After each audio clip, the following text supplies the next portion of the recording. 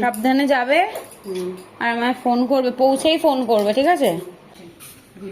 চলো। হ্যাঁ, সাবধানে থাকিস। হ্যাঁ, আর ওদের খেতে দিস। ট্রেনে উঠে ফোন করে দিস আমায়।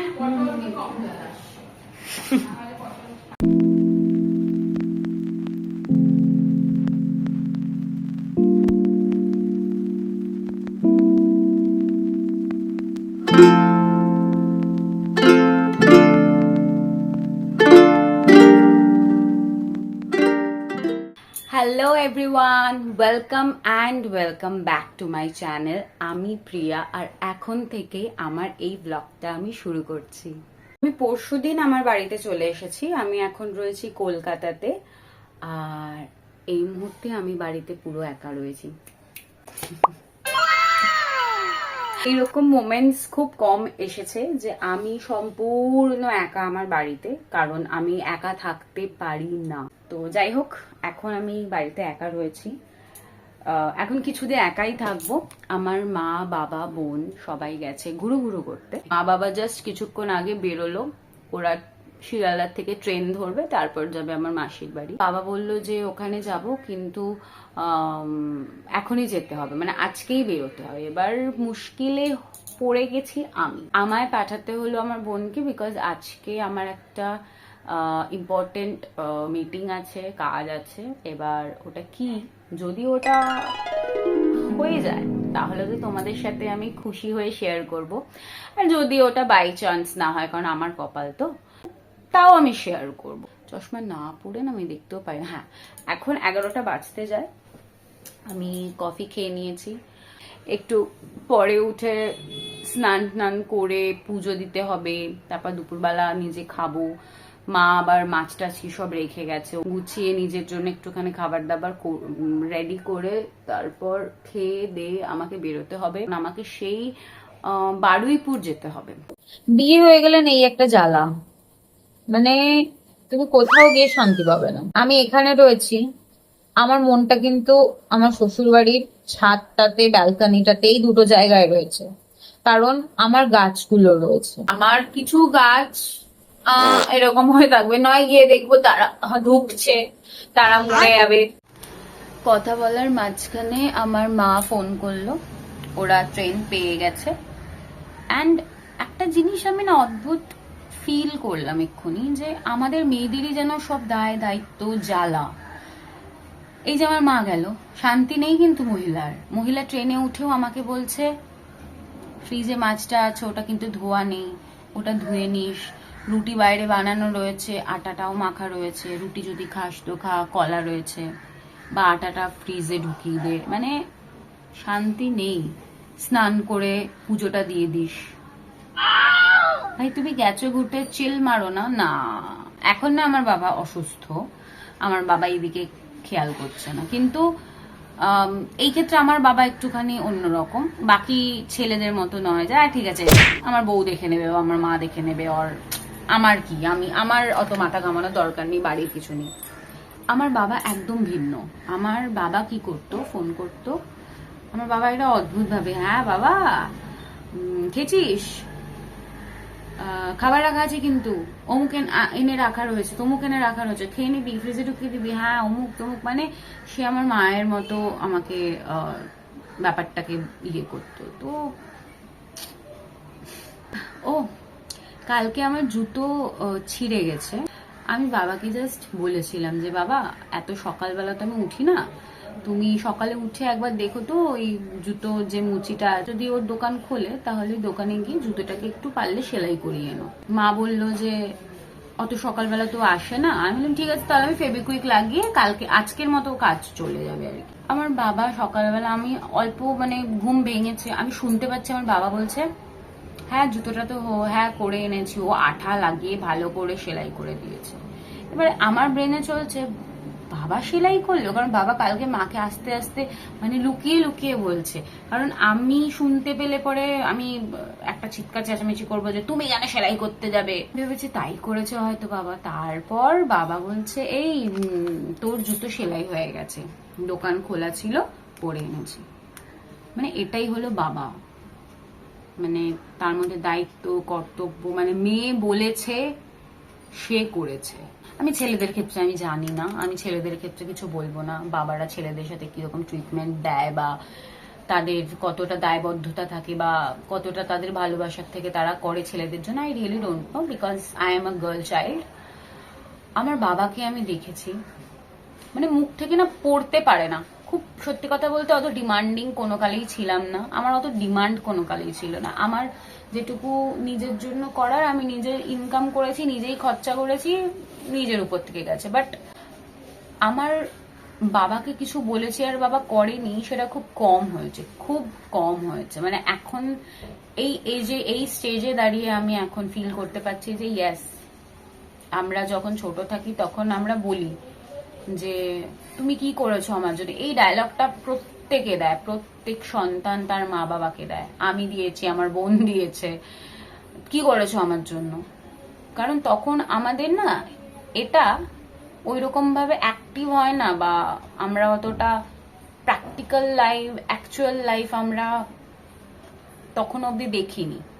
যখন আমরা দেখে নিই, যখন আমরা এটা দেখি যে এই পৃথিবীতে একমাত্র মা বাবাই আছে, অনলি মা বাবাই আছে তোমার জন্য, তখন আমাদের না পুরো চোখের সামনে যে পর্দা, সেই পর্দাটা খুলে যায়।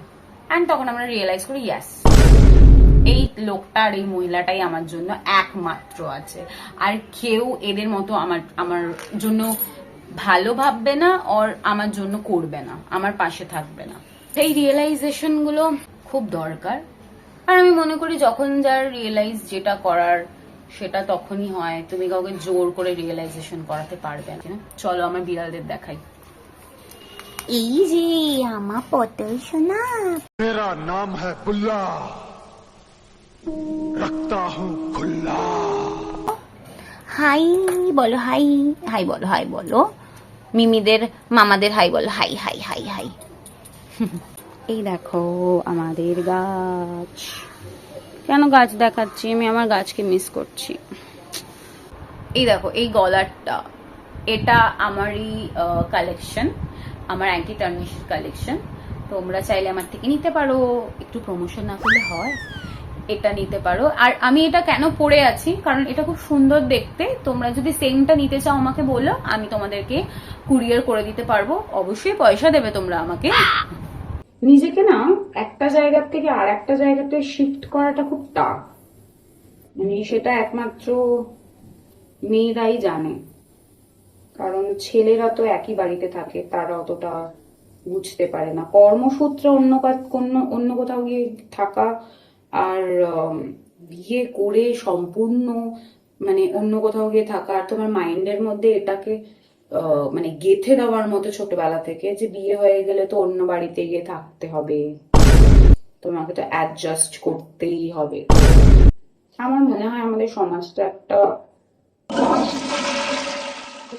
কিছু করার নেই, পেট্রিয়ার্কি, আমি শিখেছি নতুন ওয়ার্ড। আমি না একটু আগে বসে বসে কাঁদছিলাম, কারণ আমার ইচ্ছে হচ্ছে। কখনো কখনো কাঁদতেও ভালো লাগে, মন হালকা হয়, নিজের সাথে কথা বললাম। আর তোমরা না কখনো এটা ট্রাই করো, আমি ট্রাই করি মাঝে মাঝে, আয়নার সামনে বসে ভ্যাঁ ভ্যাঁ করে কাঁদা, নিজেকে নিজের ফেস দেখা অ্যান্ড নিজের সাথে কথা বলা। আমি মনে করি যে সবার আগে তোমাকে তোমার নিজের বন্ধু হতে হবে। তুমি যদি নিজের বন্ধু না হও, তুমি নিজের উইকনেস, পজিটিভনেস সবটাই তুমি জানো, তুমি আর বাকি 5 জনের থেকে নিজেকে লুকাতে পারবে, তুমি নিজের থেকে নিজের ভুলগুলোকে লুকাতে পারবে না। বাকি 5 জন যদি তোমাকে বলে যে তোমার এই ফলটা আছে, তুমি হয়তো তাকে চুপ করতো। আমি এরকমই নই, মানে কখনো তুমি শিকারই যাবে না, কিন্তু তুমি জানো তুমি কে, তুমি কতটা ক্রিমিনাল মাইন্ডেড, তুমি কতটা ভালো, কতটা তোমার মধ্যে মাইনাস পয়েন্ট আছে, কতটা তোমার মধ্যে কি আছে, তুমি কোন কথায় বেশি ট্রিগার্ড হও। ট্রিগার্ড হওয়া নিয়ে আমি একটা জিনিস বলি, আমরা না আমাদের কাছের মানুষদের হাতেই সেই পয়েন্টগুলো দিয়ে দিই যাতে তারা আমাদের ট্রিগার করতে পারে।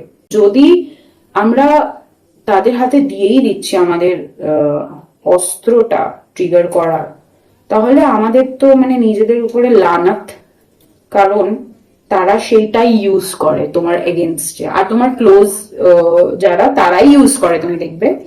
তোমার কিন্তু বাইরের লোকরা ইউজ করবে না। আর বাইরের লোকরা হলো সব থেকে বেশি তোমায় বুঝবে, তোমার বাড়ির লোকের থেকে বেশি, তোমার আপন জনদের থেকে বেশি তোমায় কিন্তু বাইরের লোকই বেশি বুঝবে। এটা ফ্যাক্ট, এটা হওয়া উচিত না, বাট হ্যাঁ ব্যতিক্রমও কিছু থাকে, তোমার নিজের লোক বোঝে তোমায়, কিন্তু ওটা সব সময় হয় না। আমার বেস্ট ফ্রেন্ড রুমা আমাকে বলেছে তুই সব কর, তুই ভিডিও বানাচ্ছিস ভালো, ইনস্টাতে বেশ ভালো লাগছে, নাইটি পরে ভিডিও দিস না। বাট আমি ওকে কি করে বলি ভাই এটা কমফোর্ট, বাট হ্যাঁ নাইটি আমি পরে ভিডিও দেবো না। এখন আমি ব্লগ বানাচ্ছি, অবভিয়াসলি আমি তো লিপস্টিক লাইনার আর একটু রেডি হয়ে হয়তো আমি আসতে পারবো না, তাই এই মুহূর্তে আমার এই অবস্থা, এই অবস্থাতেই আমি ভিডিও বানাচ্ছি। আর একটু পরে আমি বাহু থেকে বেগ হয়ে যাব, ধীরে ধীরে পতা চলেগা তুম লোগো কো। কিছু খুঁজে পাচ্ছি না কেন, তো ঢাকা দেবো কি, এত বড় দিয়ে ঢাকা, এইটুকু জিনিস কিছু খুঁজে পাচ্ছি না আমার বাড়িতে। এক্ষুনি অ্যাক্সিডেন্ট হয়ে যেত। কেন? কারণ আমি গ্যাস ধরে উল্টে দিচ্ছিলাম। क्या होगा मेरा? কারণ গ্যাসের তলায় আমি মাছের বাটি লুকিয়ে রেখেছি, কারণ আমার বাড়িতে তো 3টে জন্তু আছে, তারা নয়তো বুঝা গেছো খেয়ে নেবে। মানে যখন তখন একটা ঘটনা ঘটিয়ে দিতে পারি, মানে আমি এক্সপার্ট এগুলো। আচ্ছা আমাকে প্লিজ একটু তোমরা যারাই আমাকে দেখো, খুব বেশি লোক তো আর দেখো না, এখন দেখা শুরু করোনি কিন্তু একদিন দেখবে, একদিন আমি তোমাদের ফেভারিট হয়ে যাবো। তোমরা ওয়েট করবে, প্রিয়া ব্লগ দেবে, প্রিয়া ব্লগ দেবে। তোমাদের সাথেও কি এরকম হয় যে তোমরা সেম ভাবে রান্নাটা তোমাদের শ্বশুর বাড়িতে করছো, কিন্তু তোমাদের ঠিক হচ্ছে না, মানে ওভাবে হচ্ছে না, মানে যেটা যেভাবে তোমরা ব্যাপারটা হওয়ার কথা, কিন্তু তোমরা সেই সেম জিনিসটা তোমাদের বাপের বাড়িতে যখন করছো তোমরা আরে বাহ কি দারুণ। এটা কিন্তু আমার সাথে প্রচুর হয়,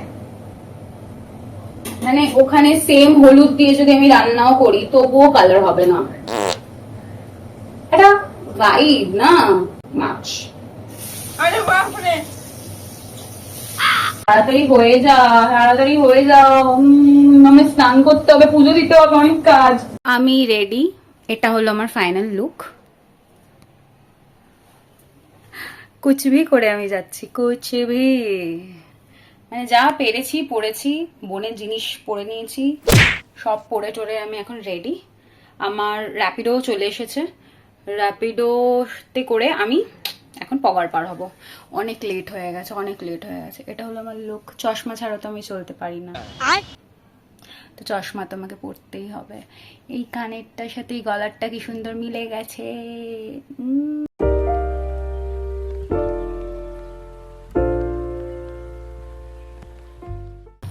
আমি এক্ষুনি যেখানে এসেছি সেই জায়গাটা একটা জঙ্গলের মধ্যে, একটা স্টুডিওটায় কেন এসেছি, কি হবে সেটা আমি পরে আলোচনা করব।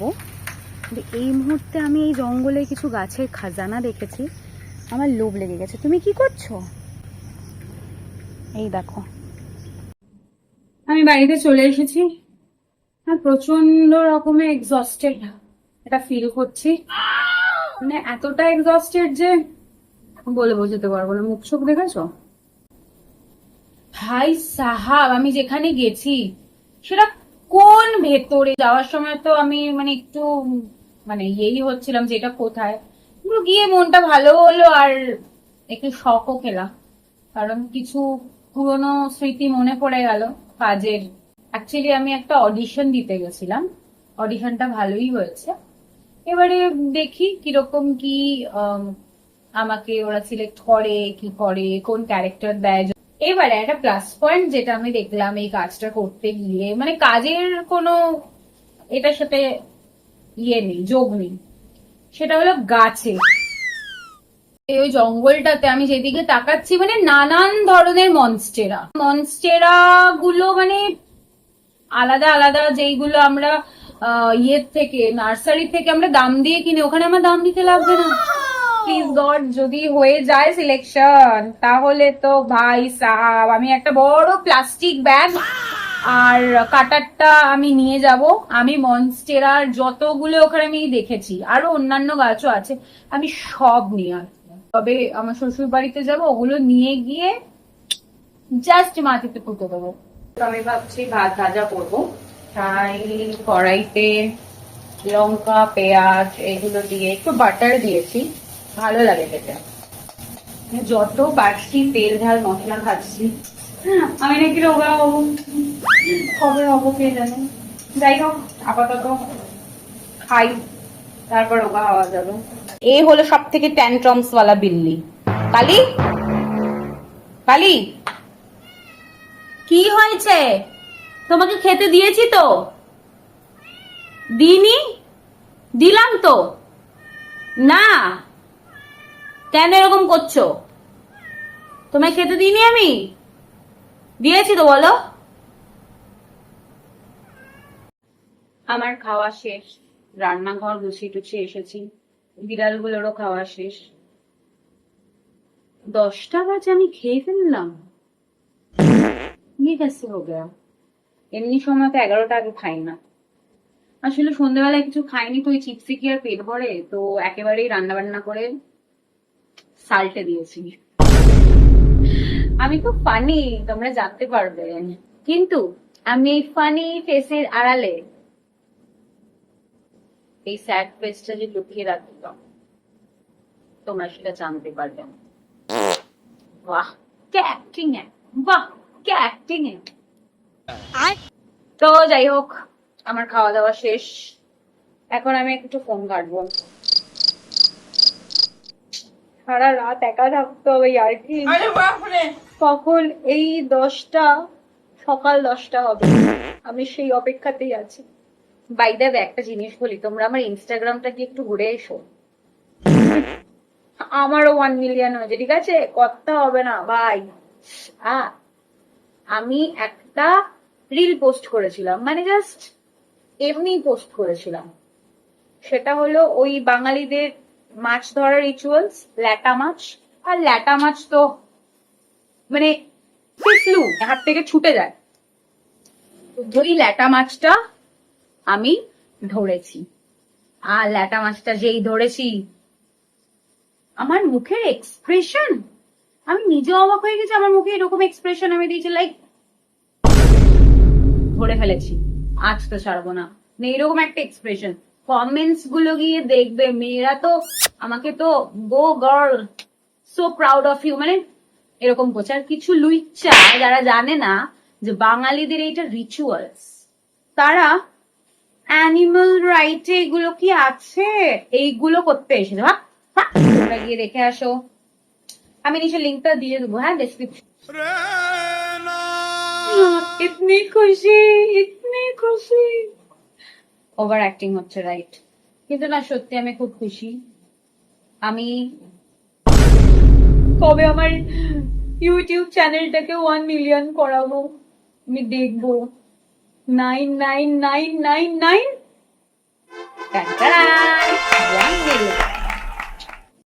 বাড়িতে কেউ না থাকলে একটু পাগল হয়ে যায় মানুষ। আজকেই আমার ব্লগটা আজকেই এন্ড করবো ভাই, আগের দিন আমি পরের দিন এন্ড করেছিলাম। Be professional. আশা করি আমার ব্লগ, আমার ভাট বকা তোমাদের ভালো লাগছে, আর এভাবেই আমাকে সাপোর্ট করো। যারা যারা সাবস্ক্রাইব করেছো নতুন, তাদেরকে thank you so much.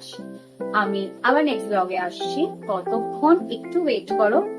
Please do like, comment, share and subscribe my YouTube channel, যেটার নাম সোল আর্ট বাই প্রিয়া, মানে আমি। Good night.